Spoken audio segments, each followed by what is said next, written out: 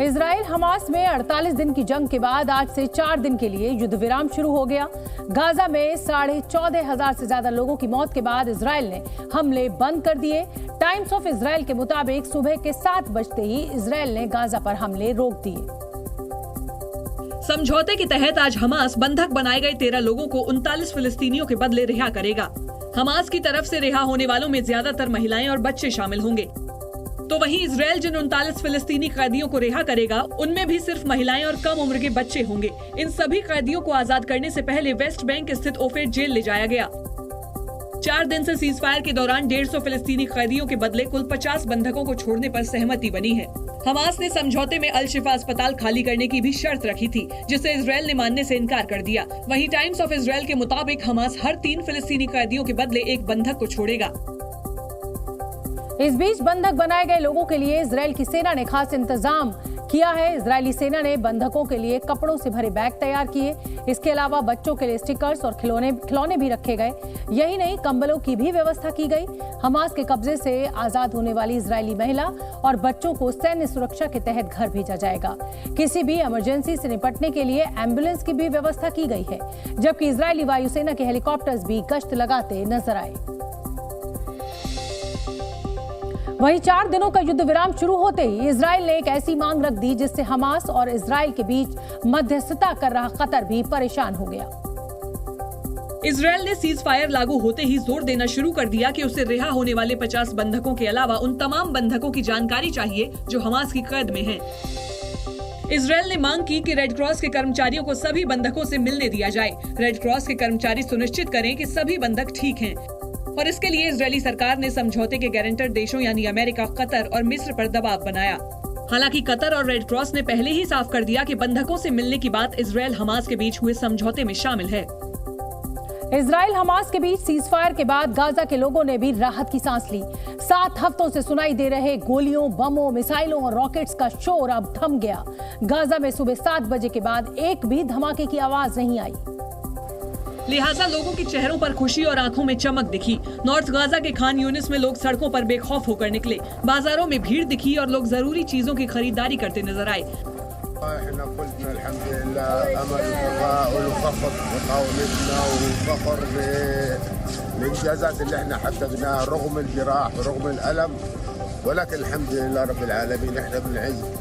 वहीं तेल और खाने के सामान से भरे ट्रक भी गाजा में एंट्री करते दिखे। इजराइल हमास के बीच हुई डील के मुताबिक इन ट्रकों को इजिप्ट के राफा बॉर्डर से गाजा में घुसने की इजाजत दी गई।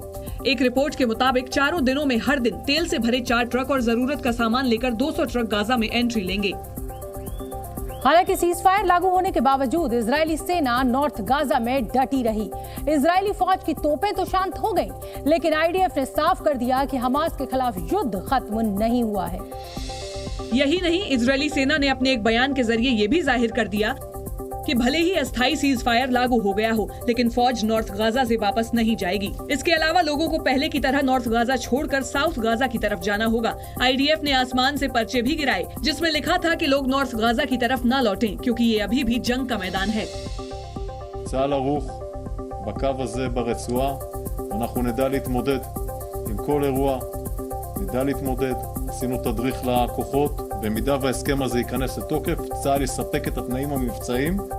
वहीं इजरायली सेना ने फिलिस्तीनी प्रशासन की अल शिफा अस्पताल से सुरक्षा बलों को हटाने की मांग को ये कहते हुए खारिज कर दिया कि इसी अस्पताल से हमास के आतंकी ऑपरेट करते थे। इजरायली सेना ने स्पष्ट कर दिया कि अस्पताल के आसपास सुरक्षा बलों की तैनाती आगे भी रहेगी। अर्जेंटीना की फुटबॉल टीम के कप्तान और विश्व चैंपियन लियोनेल मेसी की जर्सी नीलाम होने वाली है, जिसके लिए करोड़ों की बोली लगने की उम्मीद जताई जा रही है।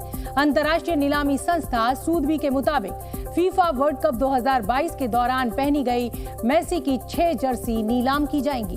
सूदबी को उम्मीद है कि मेसी की जर्सी के लिए $10 मिलियन यानी करीब 83 करोड़ रुपए की बोली लगेगी। इससे पहले अर्जेंटीना को वर्ल्ड चैंपियन बनाने वाले डिएगो मैराडोना की जर्सी 74 करोड़ रुपए में नीलाम हुई थी। हालांकि सबसे महंगी जर्सी का रिकॉर्ड अमेरिका के बास्केटबॉल लेजेंड माइकल जॉर्डन के नाम है, जिनकी एक जर्सी 1998 में 84 करोड़ रुपए में नीलाम हुई थी। मेसी ने वर्ल्ड कप जीतने के बाद अपनी 6 जर्सी दान कर दी थी। नीलामी से मिलने वाली रकम का एक बड़ा हिस्सा गंभीर बीमारियों से जूझ रहे बच्चों के इलाज पर खर्च किया जाएगा। सूबी के मुताबिक मेसी की जर्सी की नीलामी 30 नवंबर से 14 दिसंबर के बीच की जाएगी। उत्तर कोरिया ने दावा किया है कि उसने आसमान में अपना जासूसी सैटेलाइट तैनात कर दिया है। उत्तर कोरिया ने जासूसी सैटेलाइट की सफल लॉन्चिंग का दावा किया है। इस मौके पर उत्तर कोरिया के शासक किम जोंग उन ने कहा कि अंतरिक्ष में जासूसी सैटेलाइट तैनात करना आत्मरक्षा के अधिकार का हिस्सा है। ब्राजील में भारी बारिश के चलते तबाही का मंजर देखने को मिला। वहां कई घर जमींदोज हो गए, जिसकी वजह से लोगों को रिलीफ कैंप में शरण लेनी पड़ी। आइसलैंड में ज्वालामुखी विस्फोट के खतरे को देखते हुए ग्रिंडाविक शहर को खाली करा लिया गया है। शहर में हर दिन छोटे भूकंप के सैकड़ों झटके महसूस हो रहे हैं, जिसे देखते हुए सरकार ने पूरे शहर को खाली करवाने का फैसला लिया। कनाडा के प्रधानमंत्री जस्टिन ट्रूडो ने यूरोपियन यूनियन के नेताओं से मुलाकात की। मुलाकात के दौरान उन्होंने जलवायु परिवर्तन, हाइड्रोजन व्यापार और यूक्रेन युद्ध जैसे मुद्दों पर चर्चा की। आयरलैंड की राजधानी डबलिन में एक स्कूल के पास अज्ञात शख्स ने कुछ लोगों पर चाकू से हमला बोल दिया। हमले में 5 लोग घायल हो गए, जिनमें 3 बच्चे भी शामिल हैं। चाकूबाजी की घटना के बाद डबलिन में प्रवासियों के खिलाफ प्रदर्शन शुरू हो गया। कुछ लोग वारदात वाली जगह पर इकट्ठा हुए और नारेबाजी करते दिखे। देखते ही देखते वहां दंगे भड़क गए। प्रदर्शनकारी पुलिस पर हमला करने लगे। पुलिस से झड़प के बाद प्रदर्शनकारियों ने आगजनी की। पुलिस की गाड़ियों और बसों को आग के हवाले कर दिया। आसपास की इमारतों में तोड़फोड़ भी की गई। डबलिन में हुई इस चाकूबाजी की वजह अभी साफ नहीं है, लेकिन इसे आतंकी घटना के तौर पर भी देखा जा रहा है। विशाखापट्टनम में खेले गए T20 सीरीज के पहले मैच में भारत ने ऑस्ट्रेलिया को हराकर वर्ल्ड कप फाइनल में मिली हार का बदला तो लिया ही, लक्ष्य का पीछा करते हुए सबसे बड़ी जीत का रिकॉर्ड भी बना डाला। कल खेले गए मैच में ऑस्ट्रेलिया ने पहले बल्लेबाजी करते हुए 208 रन बनाए और भारत को जीत के लिए 209 रनों का लक्ष्य दिया। जवाब में भारत ने मैच की आखिरी गेंद पर 209 का स्कोर बनाकर 2 विकेट से ये मैच जीता। लक्ष्य का पीछा करते हुए ये भारत की सबसे बड़ी जीत है। इससे पहले भारत ने 2019 में हैदराबाद में 208 रनों के लक्ष्य का पीछा करते हुए वेस्टइंडीज को 6 विकेट से पीटा था। T20 में लक्ष्य का पीछा करते हुए भारत को तीसरी बड़ी जीत 2009 में मिली थी। तब टीम इंडिया ने 207 रनों के लक्ष्य का पीछा करते हुए श्रीलंका को 6 विकेट से हराया था। भारत इकलौती ऐसी टीम है जिसने T20 मैचेस में पीछा करते हुए 7 बार 200 रनों से ज्यादा का लक्ष्य हासिल किया।